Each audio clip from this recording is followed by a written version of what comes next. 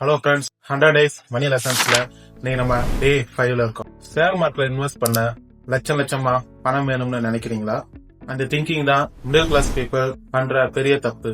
நீங்க மினிமம் 500ல இருந்தே investment start பண்ணலாம். இந்த 500 ருபீஸ் நீங்க எவ்ரி மந்த் இன்வெஸ்ட் பண்ணிட்டு வந்தாலே ஓவர் த பீரியட் நீங்க மில்லியனர் ஆயிடலாம். அது எப்படின்னு இன்னைக்கு பார்க்கலாம்.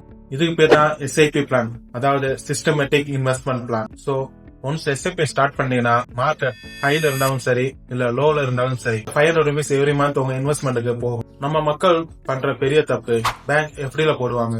FDல இருந்து வர ரிட்டர்ன் இன்ஃபிளேஷனையே பீட் பண்ணாது. சோ காம்பவுண்டிங் தெரிஞ்ச யாரும் FDல இன்வெஸ்ட் பண்ண மாட்டாங்க.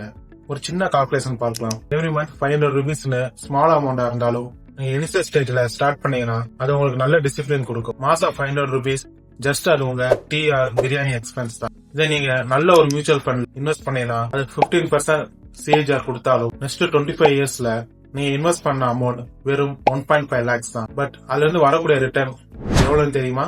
Almost 16 lakhs.